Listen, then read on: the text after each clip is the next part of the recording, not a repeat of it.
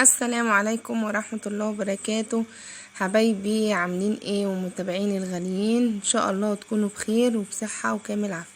معايا النهاردة نظارة الواقع الافتراضي او الVR بوكس. النظارة دي انا جبتها المازن مع الموبايل اللي انا نزلته لكم. جايه النهارده اعرض لكم النضاره دي واقول لكم امكانياتها ايه او بتشتغل ازاي، واقول لكم جبتها بكام وفيها ايه وكل حاجه عنها انا عرفتها هقولها لكم. تمام كده. زي ما انتم شايفين النضاره كده، اكيد في منكم كتير شافها. الفكرة فيها ان انا اجيبها في البيت علشان خاطر ولادي يستخدموها كذا مرة، نبقى في خروجة او في مصيف. اقل فيديو 5 دقايق ب25 جنيه. زي ما انتم شايفين كده، هي في علبتها، اهي دي علبتها. فما فيهاش حاجة، قلت لما لقيتها عليها عرض مغري جدا ان انا اجيبها. هي جاي معاها الورقة دي اللي هي زي كتالوج كده صغير في الارشادات وكل حاجة عن النضارة، بس هو طبعا مكتوب بالانجليش، بس هي استخدامها بسيط جدا. هنشوفه مع بعض دلوقتي ونعرف ايه بتستخدميها ازاي. بصوا كده، هي جاي معاها حتة القماشة ديت لمسح العدسات الداخلية، وحتة اللزق الدبل فيس ده عشان بيتحط ما بين الموبايل وما بين الجزء اللي انا هوريه لكم عشان يمنع الاحتكاك. بصوا كده، هي دي النضارة معايا بتتفتح من هنا كده، دي ليها فتحة كده بتبص على العدسة الداخلية ديت. يعني في ظهرها كده بيبقى الموبايل موجود.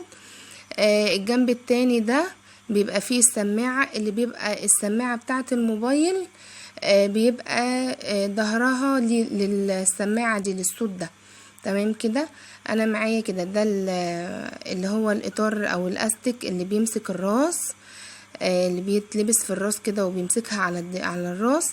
ومن جوه العدسات زي ما انتم شايفين كده، كل طبعا هي جديدة وكل حاجة باللزق بتاعها اللي هي جاية بيه.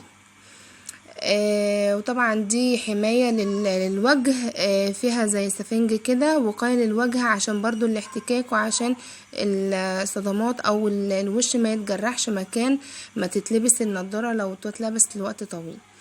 وده اللي بيطلع وبيدخل العدسات لجوه. ممكن تخرجيها لبره شوية كده ترجعيها مكانها تاني. تمام كده. دي لتحريك العدسة نفسها هنا. وفي الجزء التاني، الجزء ده بقى اللي بيتحط فيه الموبايل، بيتفتح كده، بتتشال خالص. احنا بنخرجها خالص كده عشان بيتحط فيها الموبايل اللي بنستخدمه في تشغيل الفيديوهات. النضارة دي لتشغيل الفيديوهات. بصوا الموبايل بيتحط في الجزء ده كده، والجزء ده بيترفع على اساس حجم الموبايل. زي ما انتم شايفين كده، انا هجرب لكم الموبايل اهو بتاعي بيتحط بالطريقة دي كده اهو زي ما انتم شايفين. وبنشغلها، لازم بننزل تطبيق من على جوجل بلاي او اللي هو المتجر علشان نعرف نشوف الفيديوهات دي كويس. تمام. بتشغلي، بتجيبي بقى من على اليوتيوب او من على اي موقع تاني بيعرض الفيديوهات بتاعة الVR بوكس او فيديوهات الواقع الافتراضي اللي هي 3D وال5D. بننزل بقى التطبيق بتاع الVR، فيديوهات الVR على الموبايل علشان يقدر يشغلك التقنية بتاعة النضارة دي. تمام كده. النضارة دي جاية من غير جهاز، في انواع تانية معاها جهاز للالعاب، يعني في العاب VR، بس دي جاية من غير جهاز، دي مشاهدة فيديوهات بس. تمام كده. ان شاء الله يكون الفيديو واضح معاكم. وانا نزلت الفيديو دوت من تاني، عدت عليه الصوت لان لما نزلته في اول مرة كان صوت موسيقى نزل بالغلط، وكان صوت الموسيقى عالي جدا. الجزئية دي بقى بالموبايل بيدخل في المكان بتاعه كده. تمام. هوريهولكوا دلوقتي يعني هدخله دلوقتي مكانه، او بيدخل في مكانه كده، بيبقى جوه النضارة. وبتشغلي طبعا قبل ما تدخليه مكانه بتشغلي الفيديو اللي انت عايزاه، وبتتفرجي عليه او اي حد بقى بيتفرج عليه من خلال العدسات دي، بتبقى كلها كأنك جوه الفيلم اللي انت بتتفرجي عليه. طبعا في فيديوهات متعددة لكل الأعمار وكل الفئات، في منها كرتون وفي رعب وفي مغامرة وفي كل حاجة. النضارة دي بقى كان نازل عليها عرض فرانين. انا جبتها ب99 جنيه، كانت في العرض ب99.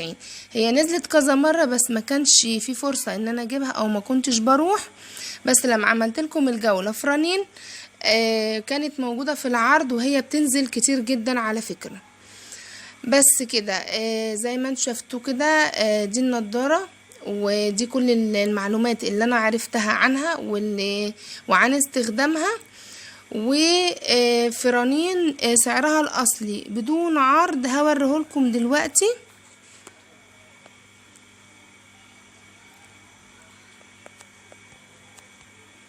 بصوا سعرها الاصلي 125 جنيه.